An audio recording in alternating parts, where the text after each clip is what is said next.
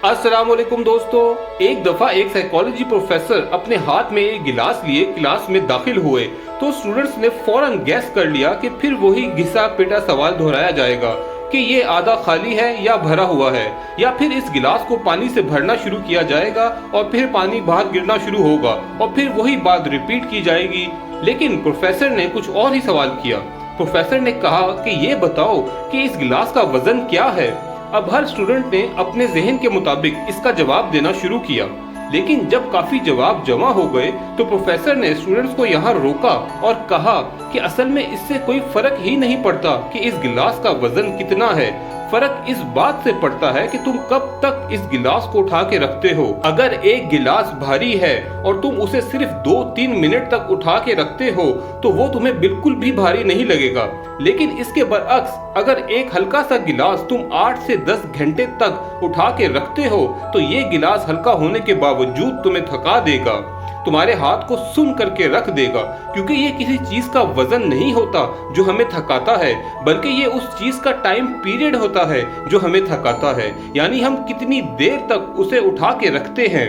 तो दोस्तों, तुम्हारी जिंदगी में तुम्हारे सामने तुम्हारी परेशानियां, नाकामियां, मायूसियां ये सब एक गिलास की तरह हैं। अगर तुम इन्हें कुछ देर तक उठा के और जवाबमर्दी से इनका सामना करके आगे बढ़ जाओगे तो ये तुम्हें बिल्कुल हल्की सी लगेंगी और तुम्हें एहसास भी नहीं होगा कि कोई परेशानी आई भी थी या नहीं। लेकिन अगर तुम इन परेशानियों को उस गिलास की तरह उठाए रखोगे तो चाहे वो परेशानियां या आजमाइशें छोटी ही सी क्यों ना हो, वो तुम्हारे लिए एक आज़ाब बन जाएंगी और तुम्हें अंदर से तोड़ के रख देंगी। बस जाते जाते ये सुनते जाओ, इन्हें बचपन से ही फिल्मों में काम करने का शौक था। 1970 की दिहाई में इन्हें छोटे छोटे रोल्स भी मिलना शुरू हुए, लेकिन ये इनके ख्वाबों की तकमील नहीं थी। एक दिन इन्होंने टीवी पर द ग्रेट मोहम्मद अली का एक बॉक्सिंग मैच देखा और उन्होंने ये फैसला किया कि वो एक फिल्म का स्क्रिप्ट लिखेंगे और दिन रात मेहनत के बाद एक बेहतरीन स्क्रिप्ट लिखा। लेकिन इस वक्त इनके हाथ में ये स्क्रिप्ट बिल्कुल उस गिलास की तरह था जिसे अगर वो कुछ देर पकड़ के हालात का मुकाबला करके आगे बढ़ जाते तो कामयाब होते, और अगर उस गिलास को बस पकड़े रहते तो कभी भी अपने ख्वाबों को पूरा ना कर पाते। तो उन्होंने फैसला किया गिलास को छोड़ के आगे बढ़ने का। लेकिन एक के बाद एक रिजेक्शन, फिर रिजेक्शन और फिर रिजेक्शन। किसी ने उनके स्क्रिप्ट को कबूल नहीं किया, लेकिन उन्होंने हिम्मत नहीं हारी।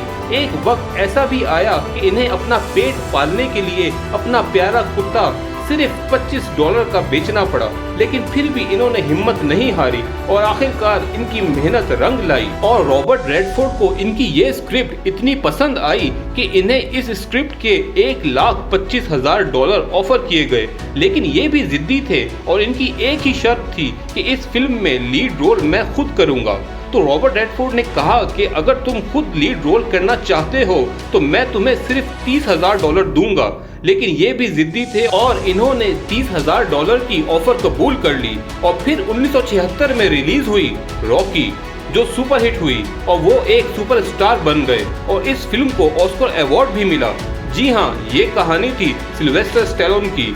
तो दोस्तों, बस परेशानियों और तकलीफों को थोड़ी देर तक उठाना, जवाबमर्दी से इनका मुकाबला करना, इनसे हार मत मानना और इनके बारे में सोच सोच के इनके नीचे ना दब जाना, क्योंकि जब हौसले बुलंद होते हैं ना तो लोगों की तरफ से तुम्हें मारे गए पत्थरों से तुम मुश्किलात की दीवारें नहीं बनाते, बल्कि कामयाबियों के पुल बनाते हो।